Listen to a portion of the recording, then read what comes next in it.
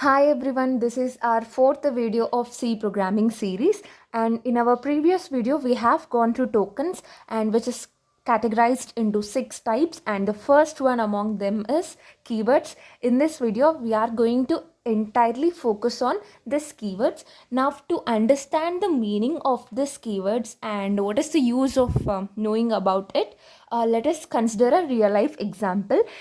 Suppose you are in a classroom and we are familiar with few words which were used by teachers, right? Like to listen the class, to sit, to stand, in that way.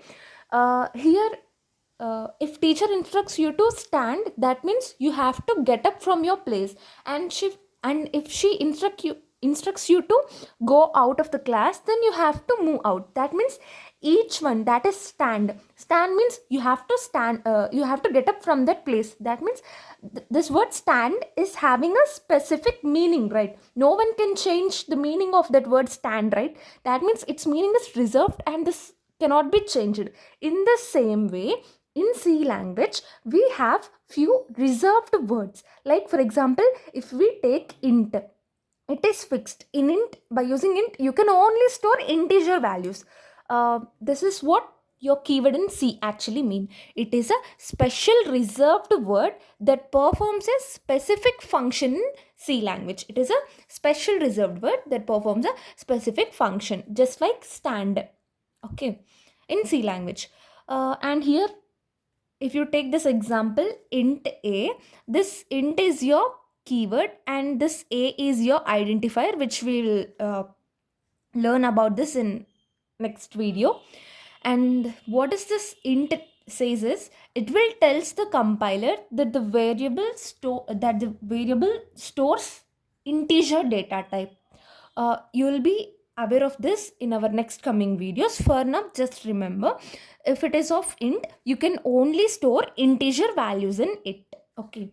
And then we have few important properties of this keywords. First one is, it is reserved word. That means it is already written by our C developers and its meaning cannot be changed further. For example, if you can take this int only, it is reserved, and this reserved words cannot be used as identifier or as variables. See, we can write int a is equal to 10, int x is equal to 10, or else int name is equal to int name is not valid, right? Int time is equal to 1 p.m. In that way you can write. But int is equal to, this is restricted. That means your reserved keywords cannot be used as a identifier or as a variable name. You will be learning about identifier and what is meant by variable in next coming video. For now, just remember that reserved keywords, these keywords are reserved by compiler and you cannot use it like an identifier or a variable name. And the second property is lowercase only. That means every reserved keyword will start with a lowercase. Here you can use only lowercase letter. Uppercase we don't use. For example, if you see int, here I, which is in lowercase, and if you can see this float, f is in lowercase, and if you can see in written, this is also a keyword. Here r is also in lowercase. And the third property is fixed keyword. This is what we have already discussed. That is, each keyword has a predefined purpose. That means compiler already knows its meaning. Just like stand means you have to get up from that place. In the same way, int means it should store the integer value. Float means it should only store the decimal values, okay. Like that. Each keyword will have a predefined purpose and the compiler already knows its meaning. And this reserved this keywords are 32. We have totally 32 keywords, and in order to there is no need of memorizing them, but you wanted to just have a brief idea about what are the keywords in C. Okay, for that I have categorized them into 7 categories. So first one is data type keywords.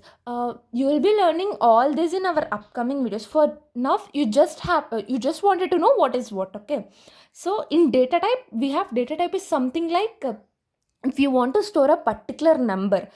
For example, if you can take a number 2, 2 is an integer. If you want to store a single letter like a, it is nothing but character. If you want to store a number like a decimal number 2.3, in that case you will use float. If you want to store decimal numbers with more number of precision, like after this point, if you want like 16 digits, like 3.414444 and so on, like 16 times, that means for larger decimal numbers you will use this double. And void, that means if you don't want any value to be written, you will use this void. We'll learn about each of this in detail in our upcoming videos. This int is, see, these LHS part are your keywords and this RHS part is your meaning. Int is nothing but to store integer values, and char is to store character values, and float is for storing decimal number, double is for storing large decimal, and void is for no value. Okay, and then coming to the second category, that is nothing but storage class keywords. These keywords define about memory, behavior and scope, which you'll be learning later. And in this you will be having 4 keywords, that is auto, which means local automatic variable; register, which is used to store in CPU register; and static, which is used to preserve value; and extern, which is global external variable. You don't worry about all these things, you will learn each of this in very detail. And then coming to third category, that is control statement keywords. These control statement keywords are used in decision making and looping. For example, if you can see this if, why do we use if is to check the condition whether it is true or false, and if it is true, what will happen. Like in that way, to check conditions, we'll use this if. And if this if block is like false and you have to execute something, then you will use else. Okay, else is like alternative block. And switch, which is used to check multiple conditions. You learn about all this in detail. And case is to check a specific case, and default for the default case, and break to exit the statement, and continue to skip iteration, and go to jump control. So this is a third category. And then coming to this fourth category, here you will be having loop keywords, which means for is used for fixed repetition, and while it is for condition based loop, and do, which is it will execute at least once. Okay. And then coming to this fifth category, that is type modifier keywords. This was something like if you want to modify the size or range of data, then you will use this type modifier keywords, which means, see, for example, if you take a simple number like 2, which is integer. So 2 is an integer, but this integer will store 4 bytes of memory. Instead, if you write short in place of it, that means, for example, if you take this int x is equal to 4, it will store 4 bytes of memory. Instead, if you write short keyword in between in front of this int x, then it is short int x is equal to 4 bytes. This short int will take only 2 bytes of memory. That means another 2 bytes of memory is gonna save, right? So in order to save your memory, in order to make your code like memory efficient, to modify the size or range of your data, you will use this type modifier keywords, which you will be learning later in detail. Okay, this short is used for small integer, long is used for large integer, sign is used for to store both the positive and negative integers, and unsigned is used only to store the positive values. Okay, and then coming to the sixth category, that is user defined data type keywords. These are 4 types again, that is struct, which is for group variables, and union, which is used to store memory, share memory, and enum, which is for named constants, and typedef, which is for new data type name. And then coming to the last category, that is special keywords.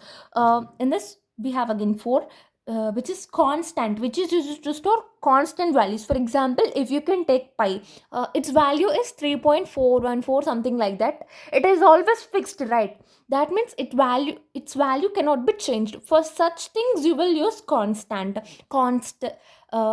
keyword is used for that. Okay, and then size of, which is used to find the memory size, to find the memory of that particular thing, we use this size of, and volatile, which is used to prevent optimization, and return as for return value. See, you will learn about all these things in detail in our upcoming topics. While we discuss about this data types, you will be like you will get clarity about this type modifier keywords and our first category which we have discussed. And while we are discussing about decision making, you will get clarity about control statement keywords. In that way, in our upcoming topics, we'll get more clarity on these things, so you don't get worried about that. For now, just remember, we have 32 reserved keywords, and by practice you will get memorized them, and there is no need to no need to buy hat all these things now.